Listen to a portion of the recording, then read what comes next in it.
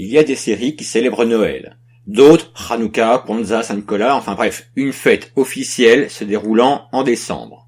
Mais il y en a d'autres qui vont inventer leur propre fête. Des séries inventant leur propre rituel de Noël ne sont pas légion. Je n'ai trouvé que 3 cas. Dans Dinosaur, ultime projet de Jim Henson qu'il ne verra pas de son vivant, nos héros préhistoriques célèbrent Refrigerator Day, c'est-à-dire le jour où a été créée l'invention qui leur a permis de faire une grande avancée vers la modernité en leur permettant de conserver de la nourriture. L'histoire en soi est plutôt classique. Earl Sinclair n'obtient pas son bonus de Noël, enfin de Refrigerator Day, et n'a donc pas d'argent pour acheter des présents pour sa famille. Pire, à cause de ses dettes, le réfrigérateur est saisi. Un comble en cette période de fête. Bref, une histoire plutôt classique de Noël pour ce Christmas Special, mais le décalage créé par le Refrigerator Day est intéressant et franchement drôle. Récemment, la série Star vs. The Forces of Evil nous a invités, lors d'un double épisode spécial, à célébrer une fête qui ressemble à s'y méprendre à Noël. Stump Day, la journée de la souche. La légende raconte qu'un groupe de voyageurs marins échouèrent leur navire sur Muni une froide nuit d'hiver. Après des jours à errer, une violente tempête de neige les poussa à trouver refuge auprès d'une souche géante, auprès de laquelle ils trouvèrent chaleur et réconfort. Ils gravèrent leurs initiales sur la souche, et dès lors, les habitants de Muni célèbrent cette journée. Même se doivent de célébrer cette journée. Sinon,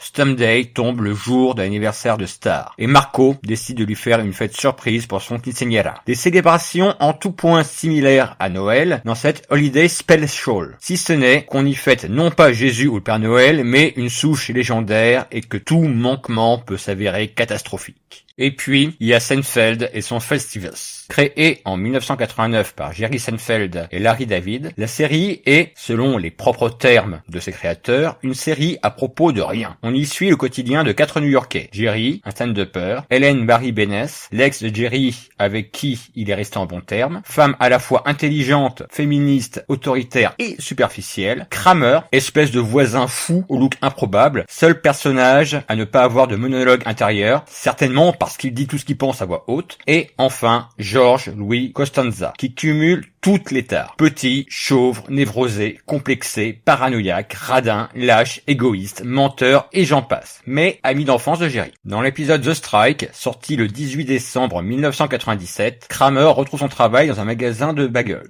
après une grève qui durait depuis des années. Jerry découvre que sa nouvelle petite amie est une personne à 2 visages. Tantôt elle est belle à son damné, et tantôt repoussante à l'extrême. Et il y a Festivus. Comment dire? Festivus est une fête créée par le père de George pour n'avoir à célébrer ni Noël ni Hanouka. Et cette fête est extrêmement codifiée. Le sapin de Noël est remplacé par une barre de pole dance. On mange le traditionnel meatloaf de Festivus sur son lit de laitue. On enregistre nos complaintes, c'est-à-dire chaque convive va dire ce qu'il a gonflé chez l'autre tout au long de l'année. Et enfin, il y a le Fest of Strength. Un combat de lutte qui ne prend fin que lorsque le chef de famille est plaqué au sol. Comment en est-on venu à une telle tradition? Frank, le père de George, était parti acheter une poupée pour son fils afin de la lui offrir pour Noël. Seulement, il a dû batailler avec un autre père de famille pour avoir le dernier exemplaire, et la poupée fut détruite. Il réalisa alors qu'il devait y avoir un autre moyen et créa sa propre fête. Mais ça, c'est l'histoire de la création de Festivus selon la série, car cette fête existe réellement, et ce depuis 1966. Du moins pour la famille O'Keefe, dont un des enfants, Dan, deviendra scénariste pour Seinfeld. À l'origine, Festivus célèbre la rencontre de Daniel et Deborah O'Keefe. Pas de date précise pour les festivités. On pouvait le célébrer à tout moment de l'année. Mais surtout pas à Noël. Festivus étant une fête ne se voulant ni commerciale ni religieuse. Petit à petit, c'est devenu un rituel familial. La date du 23 décembre ne s'imposera qu'à cause de l'épisode de Seinfeld. La tradition originelle de Festivus diffère un peu de celle de Seinfeld. Par exemple, pas de barre en aluminium, mais une horloge placée dans un sac que l'on accroche au mur. On se fait des costumes, notamment des casques de vikings avec des cornes en pâte à modeler. On écrit sur une carte les mots fuck fascism, car l'Amérique, cette terre de liberté, permet à quiconque d'inventer sa propre fête, et j'en passe. Les principaux points de la célébration de Festivus ont été conservés dans la série. L'écoute des complaintes,